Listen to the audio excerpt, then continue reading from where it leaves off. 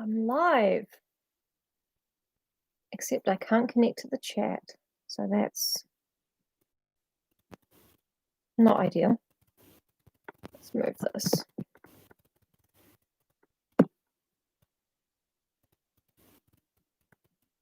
I'm live and I can see the chat. We did it.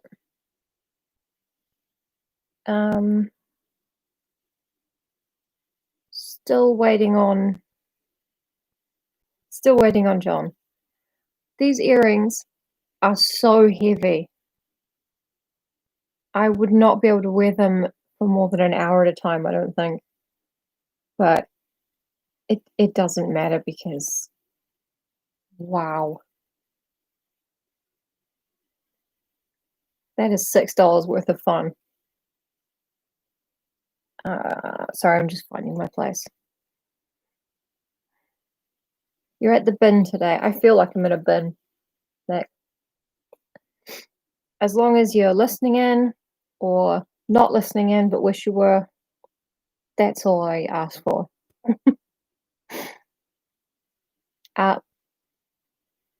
Hey, Josh.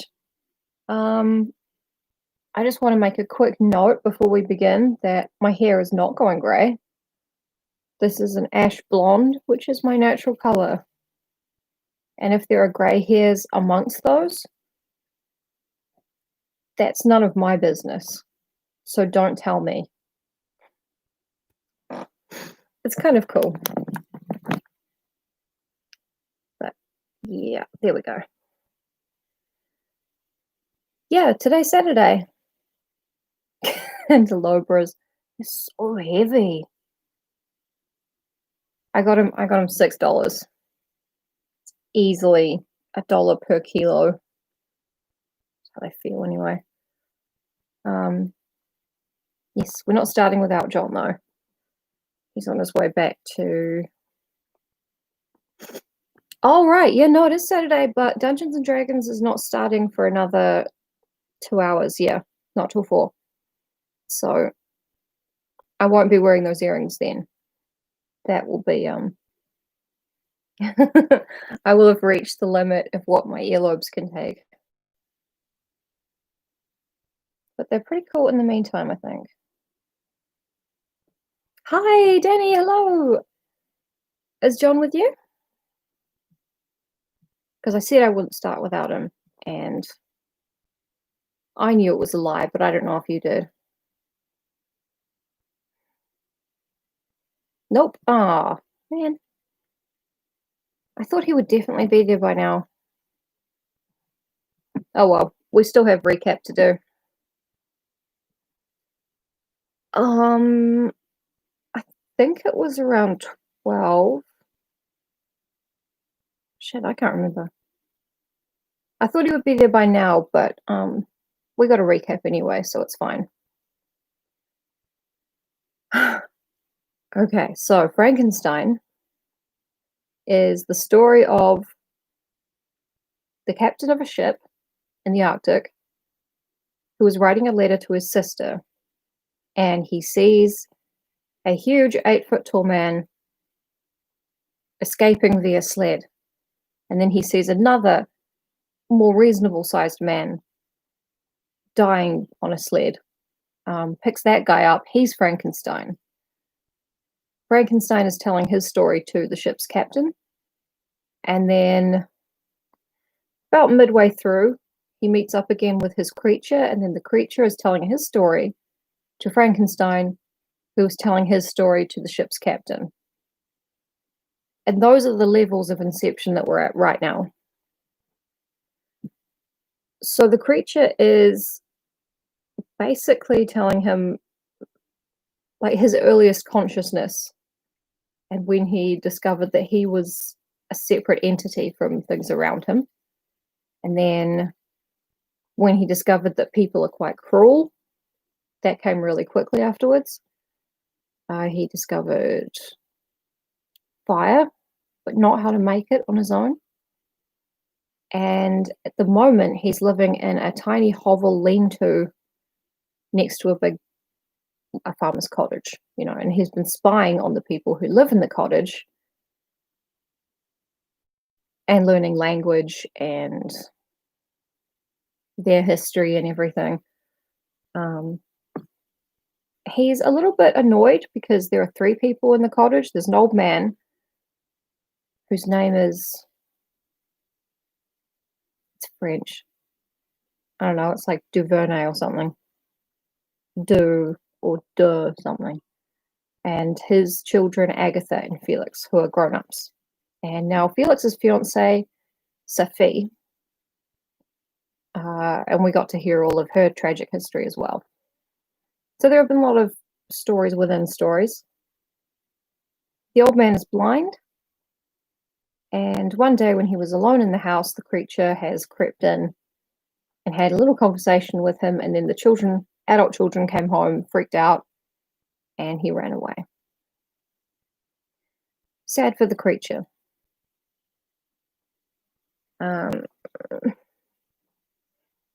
Then we are pretty much caught up.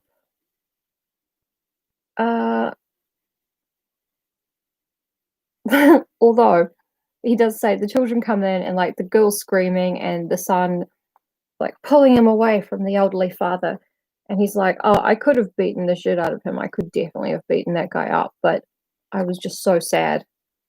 I was like, bro, you're fucking lucky that my heart's sinking within me as with bitter sickness. Yeah. And anyway, I quitted the cottage and in the general tumult escaped unperceived to my hovel. Although how, I'm not sure, because his hovel is right up against the cottage. And that pretty much brings us up to date, I think.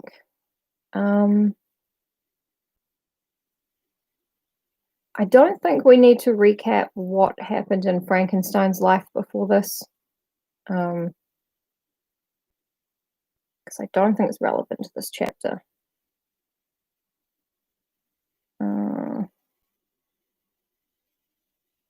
He's very sneaky. Also, hello, Alex. How are you? I think I will start without John because he'll be able to keep up pretty easily, and I don't want to go overtime and then be late for getting ready for D&D and all that stuff. If you'll excuse me. Oh, he just arrived. That's so great. Hurrah, black cherry tinted lip balm. It's vegan and some other things that are too small for me to read. Do I endorse the product? I don't know, probably. Are they paying me? No. No. Very few people are paying me. Is it as good as Vaseline? No, unfortunately. But it does have that fake cherry scent, which I really like. I kept a promise by accident. That's pretty good karma, I think. Okay, so in the general tumult, escaped unperceived to my hovel. Frankenstein. That's true, actually. All New Zealand taxpayers. Thanks, guys. Especially the ones who hate me and wish that I wasn't getting any money to live. I love your tax dollars. I spent them on these earrings, which I cannot wear for more than an hour at a time. Ooh. Frankenstein, Chapter 16. The creature's point of view. Cursed, cursed creator. Why did I live? Why, in that instant, did I not extinguish the spark of existence which you had so wantonly bestowed? I know not. Despair had not yet taken possession of me. My feelings were those of rage and revenge. I could with pleasure have destroyed the cottage and its inhabitants and have glutted myself with their shrieks and misery. The creature is so 14. It's crazy. When night came, I quitted my retreat and wandered in the wood. And now, no longer restrained by the fear of discovery, I gave vent to my anguish in fearful howlings. I was like a wild beast that had broken the toils. destroying the objects that obstructed me and ranging through the wood with a stag-like swiftness. Sorry. I'm imagining him doing the, Naruto run, the anime run with his arms by his sides really fast, just howling round and round the forest in circles. I'm sure it felt very dramatic from the inside. Oh, what a miserable night I passed. The cold stars shone in mockery, and the bare trees waved their branches above me. Now and then the sweet voice of a bird burst forth amidst the universal stillness. All save I were at rest or in enjoyment. I, like the arch-fiend, bore a hell within me, and finding myself unsympathized with, wished to tear up the trees, spread havoc and destruction around me, and then to have sat down and enjoyed the ruin. So true. But this was a luxury of sensation that could not endure. I became fatigued with excessive bodily exertion and sank on the damp grass in the sick impotence of despair. There was none among the myriads of men that existed who would pity or assist me. And should I feel kindness towards my enemies? No. From that moment, I declared everlasting war against the species, and more than all, against him who had formed me and sent me forth to this insupportable misery. Yeah. We've all declared war on God at some point. I mean, I have. The sun rose. I heard the voices of men and knew that it was impossible to return to my retreat during that day. Accordingly, I hid myself in some thick underwood, determining to devote the ensuing hours to reflection on my situation. The pleasant sunshine and the pure air of day restored me to some degree of tranquillity. And when I considered what had passed at the cottage, I could not help believing that I had been too hasty in my conclusions. I had certainly acted imprudently. It was apparent that my conversation had interested the father in my behalf, and I was a fool in having exposed my person to the horror of his children. It means something different. The children are adults as well. I ought to have familiarized the old de Lacy to me, the old man, not de Verney, de Lacy. Good. And by degrees to have discovered myself to the rest of his family, when they should have been prepared for my approach. But I did not believe my errors to be irretrievable, and after much consideration I resolved to return to the cottage, seek the old man, and by my representations win him to my party. Okay, well, you come into the house, your elderly blind father is sitting there with, for all you know, a 10-foot tall monster. And he just starts yelling. Everyone's yelling. He runs out yelling, and then all night you can hear him running around the woods howling. I mean, maybe you're going to think, okay, he's probably got it out of his system. Come in. Maybe you're not. These thoughts calmed me, and in the afternoon I sank into a profound sleep, but the fever of my blood did not allow me to be visited by peaceful dreams. The horrible scene of the preceding day was forever acting before my eyes. The females were flying, and the enraged Felix tearing me from his father's feet. I awoke exhausted, and finding that it was already night, I crept forth from my hiding place and went in search of food. When my hunger was appeased, I directed my steps towards the well-known path that conducted to the cottage. All there was at peace. I crept into my hovel and remained in silent expectation of the accustomed hour when the family arose. That hour passed. The sun mounted high in the heavens, but the cottagers did not appear. I trembled violently, apprehending some dreadful misfortune. The inside of the cottage was dark, and I heard no motion. I cannot describe the agony of the suspense. I mean, if they booked it out of the house, they were just doing what every horror movie audience has been yelling at the screen for people to do since the first ever horror movie, that big scary train one, Presently, 2 countrymen passed by, but pausing near the cottage, they entered into conversation, using violent gesticulations, but I did not understand what they said, as they spoke the language of the country, which differed from that of my protectors. Soon after, however, Felix approached with another man. I was surprised, as I knew that he had not quitted the cottage that morning, and waited anxiously to discover from his discourse the meaning of these unusual appearances. "Do you consider," said his companion to him, "that you will be obliged to pay 3 months' rent and to lose the produce of your garden? I do not wish to take any unfair advantage, and I beg, therefore, that you will take some days to consider of your determination." "It is utterly useless," replied Felix. "We can never again inhabit your cottage. The life of my father is in the greatest danger, owing to the dreadful circumstance that I have related. My wife and my sister will never recover from their horror. I entreat you not to reason with me any more. Take possession of your tenement and let me fly from this place." Wow, they're doing the clever thing. Felix trembled violently as he said this. He and his companion entered the cottage, in which they remained for a few minutes, and then departed. I never saw any of the family of de Lacy more. Then what the fuck was that chapter all about Sophie about? Why was it important to know about her father and the trial and the escape and the... Never mind. Never mind. It's fine. It's good. I love insane digressions.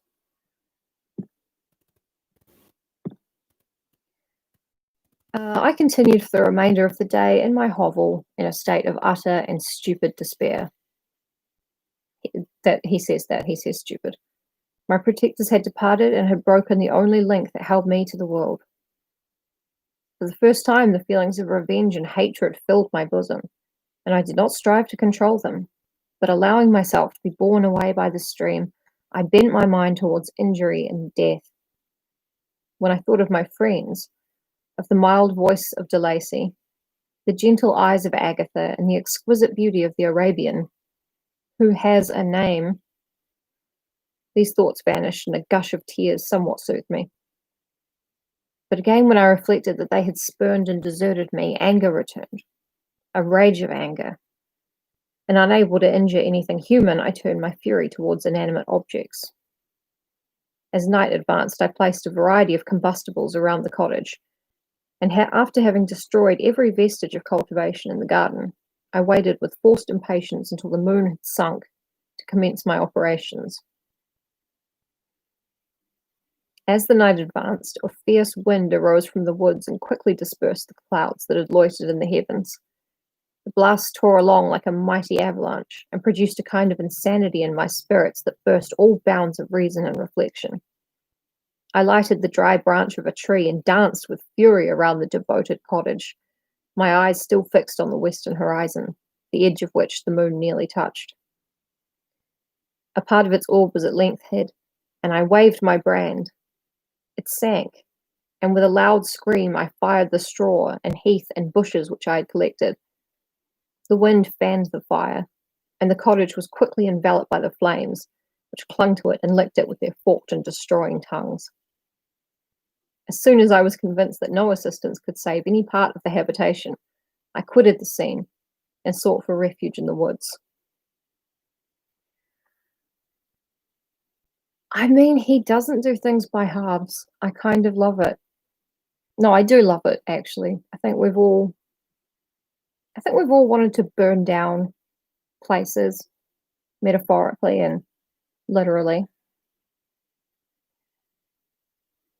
Not sure what waiting for the moon to be down is about. Is it so no one could see him doing this? Because when there's a huge fire enveloping a cottage and there's an 8-foot guy dancing around it, howling stuff about revenge. Oh yeah. Yeah. It's been a while since I was at school.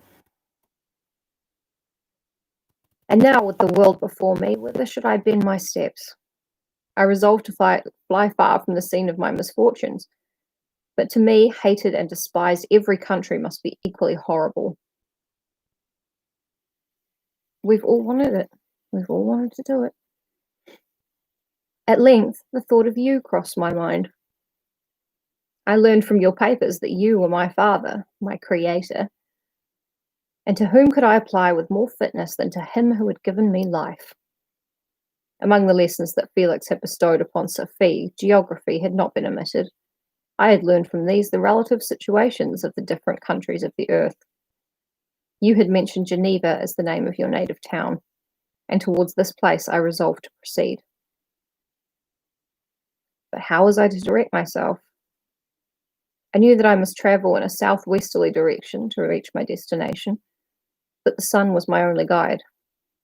I did not know the names of the towns that I was to pass through, nor could I ask information from a single human being. But I did not despair. From you only could I hope for succor, although towards you I felt no sentiment but that of hatred.